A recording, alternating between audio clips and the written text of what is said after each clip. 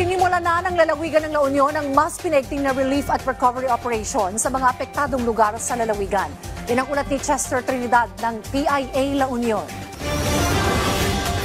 Pagkatapos ng sunod-sunod na pag-ulan at baha dala ng southwest monsoon na pinaigting ng severe tropical storms Krising at Emong, sinimulan na ng lalawigan ng La Union ang mas pinaigting na relief at recovery operations para sa mga apektadong pamayanan sa probinsya. Ayon kay Christine Paulette Navarro ng Provincial Disaster Risk Reduction and Management Office, 21 sa 31 lugar na binaha sa lalawigan ay hindi nalubog sa tubig at tuloy-tuloy na ang damage assessment at paglilinis sa mga lugar na naapektuhan. Sa 12 landslides na naitala, 3 ang patuloy pang nililinis sa San Fernando City at Bawang.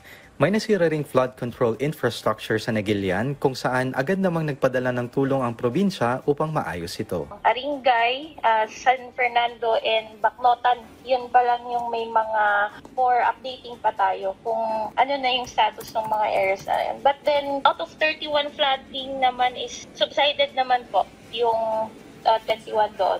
And then sa landslide, meron po tayong reported na 12, of which meron pang 3 ongoing ang clearing operations. Ayon sa July 23 report ng PDRRMO, nasa 5,455 families or 18,708 individuals sa 105 barangays ng probinsya ang naapektuhan sa mga bayan gaya ng Bacnotan, Pangar, San Gabriel, Agoo at San Fernando City, bunsod ng magsimula ang bagyong Krising at Habagat. Bilang suporta, nagbigay ng tulong ang Provincial Government of La Union at DSWD Field Office 1 ng family food packs sa 246 families sa bayan ng San Gabriel. Nagpreposition din ng DSWD Field Office 1 ng 70,815 family food packs, 15,289 na non-food items at 3 million pesos na standby funds para sa mga posibleng request ng mga lokal na pamahalaan. Sa kabila ng malawak na epekto ng habagat at bagyo, lahat ng major roads at mga tulay sa lalawigan ay maaaring daanan, kaya tuloy-tuloy pa rin ang pamimigay ng tulong. Nagpapatuloy ang monitoring sa mga high-risk areas gaya ng Aringay, San Fernando City at Bacnotan. Kaya paalala ng mga opisyal, makinig sa mga abiso at makiisa sa mga preventive evacuations.